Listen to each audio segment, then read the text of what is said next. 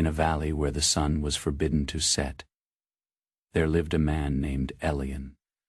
The people of this valley had a strange law. They were never allowed to speak of anything dark.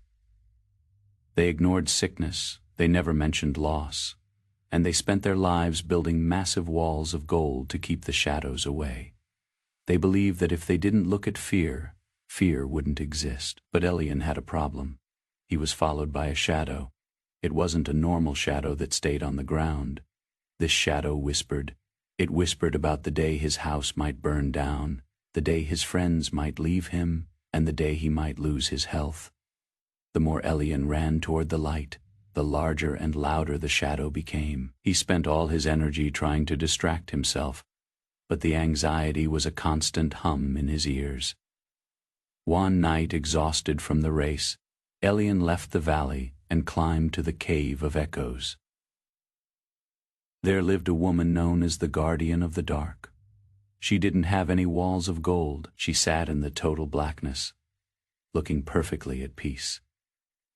"Guardian," Elian cried, "my fears are hunting me. They are getting bigger every day. How can I kill them?" The Guardian opened her eyes, which sparkled like distant stars. "You cannot kill what is part of the path, Elian.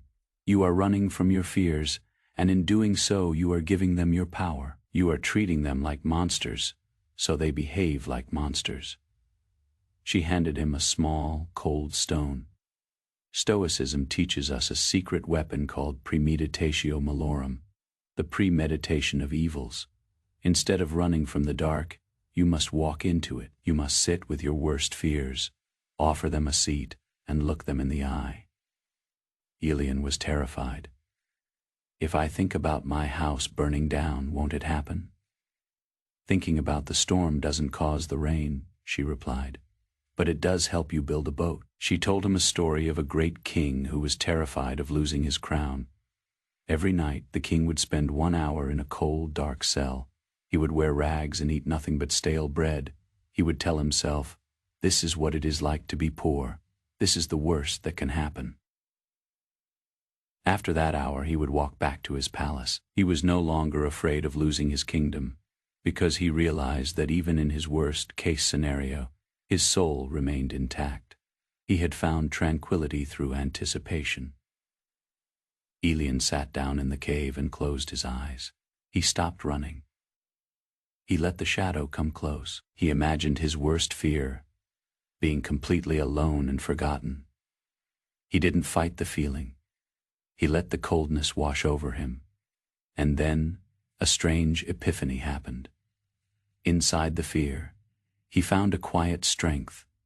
He realized that if he lost everything, he would still have his ability to think, to breathe, and to choose his character. The fear, once it was looked at directly, stopped being a monster and started looking like a teacher. It showed him what he truly valued. It showed him that his resilience was much stronger than he had imagined. The shadow didn't disappear, but it shrank. It became a small, quiet companion that sat at his feet. It no longer had the power to make him run. "When you embrace your fears," the Guardian whispered, "you take away their mystery, and when the mystery is gone, the terror dies. You gain a sense of control that no external event can take away." Elian returned to the valley. He didn't join the others in polishing the gold walls. Instead, he spent his time helping those who were struggling. He was the only one who wasn't trembling when the clouds gathered. He knew that even if the lights went out, he knew the way through the dark. This is the lesson for us today. We live in a world that tells us to stay positive and ignore the negative. But this avoidance is the root of our suffering. When we refuse to look at our fears, we become their slaves. We spend our lives in a state of hyper-vigilance, waiting for the other shoe to drop. Stoicism invites you to do something radical. Invite your fears to tea. Spend 10 minutes today imagining the thing you are most afraid of. Don't just think about it, feel it. Ask yourself, is this the end of my world, or is it just a change in the weather of my life? By embracing the worst, you liberate yourself to enjoy the best. You move from a state of fragility to a state of unshakable peace. You realize that the fortress of your mind is stronger than any disaster. The things you fear are not there to break you. They are there to remind you of who you are when everything else is stripped away.